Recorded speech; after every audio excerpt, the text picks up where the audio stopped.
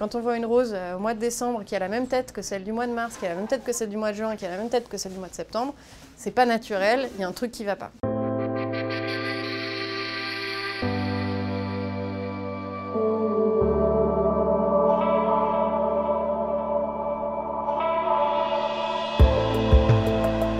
C'est coupé, c'est frais, donc on se dit naturellement que ça vient de juste à côté. Et en fait, quand on creuse un peu, on se rend compte que 85% des fleurs qui sont vendues en France viennent de l'étranger. Pas seulement de Hollande, mais aussi du Kenya, d'Éthiopie, d'Équateur, de Colombie, qui sont des gros pays producteurs. Alors que, malgré tout, on a une belle production qui existe en France. On a 2 bassins de production qui sont l'Île-de-France et le Var, qui sont en plus un peu en saison inversée. On a l'été, en gros entre mars et octobre l'Île-de-France et entre octobre et mars le Var. Et donc on peut vraiment tenir toute l'année en fleurs françaises. Les fleurs qui viennent de l'étranger, on a en gros 2 grandes familles. Il y a les fleurs qui poussent en plein champ. Donc là, ça va être beaucoup les fleurs qui viennent de toute la partie sous l'équateur. C'est des fleurs qui sont extrêmement traitées, parce qu'une fleur, ça doit être beau. On retrouve dessus des traces de pesticides, d'engrais qui sont assez violentes. La 2e grande famille, celle qui pousse sous serre.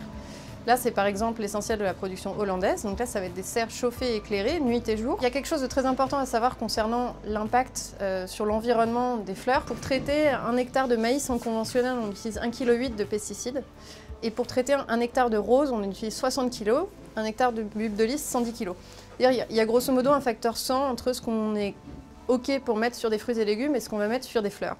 Et malheureusement, ces pesticides, ils ne s'arrêtent pas à la terre qui pollue, ce qui est déjà un gros scandale, mais ils vont continuer en plus à se transférer dans l'environnement au moment du transport, au moment de la manipulation par les fleuristes, et on retrouve des traces de pesticides, dont des pesticides qui sont formellement interdits en Europe, sur les mains et même dans les urines de fleuristes en Europe. C'est une étude qui a été menée en Belgique, celle-ci. Et puis c'est évidemment un sujet majeur de traitement sur les terres où elles sont produites, donc au Kenya, en Éthiopie, en Équateur, en Colombie. Et parce que là, on abîme de manière pérenne des environnements qui pourraient servir à des cultures vivrières, par exemple. La première chose dont il faut se méfier, je pense, c'est qu'une fleur qu'on voit toute l'année, quelle que soit la période, sur un étal, est une fleur dont on a perdu la saison. L'exemple le plus connu, et je pense qu'il mérite d'être réévoqué, c'est la rose. La rose, c'est clairement pas une fleur d'hiver, donc on peut en trouver, mais c'est vrai que là, on va aller sur des serres chauffées en culture intensive. Donc la rose, c'est plutôt une culture qui démarre au mois d'avril. Après, vous pouvez même avoir, ça nous est arrivé de trouver des tulipes en été, des pivoines un peu en hiver, alors que la pivoine est une saison extrêmement courte qui dure 2 mois.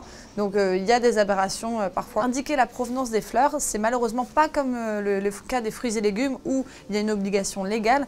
Il n'y a pas de loi qui oblige donc les fleuristes à indiquer la provenance des fleurs. Il y a aussi d'autres mouvements qui sont en train de naître, comme le collectif de la fleur française auquel on appartient, qui référence tous les fleuristes, les producteurs, les grossistes s'impliquant dans une démarche d'origine française. À minimum à 50%. Quand on a démarré notre projet, nous, il y a 4 ans, au début, tout le monde rigolait en disant « mais vous n'y arriverez pas à faire des fleurs françaises toute l'année, c'est quasiment mission impossible ». Nous, on a pu démontrer que c'était possible et en plus, c'est un mouvement qui est en train d'intéresser pas mal de fleuristes. Donc on n'est pas seul là-dedans, je pense qu'on est en train de se réveiller. Malheureusement, 50% de nos producteurs ont disparu ces 10 dernières années. Et si on ne fait pas quelque chose maintenant, ça risque de s'aggraver encore plus dans les années qui arrivent. Donc on doit porter ce message. Effectivement, ce sont des fleurs, on ne les mange pas, mais c'est beau, ça nous fait du bien et surtout je crois qu'en temps de morosité, on a besoin de ça.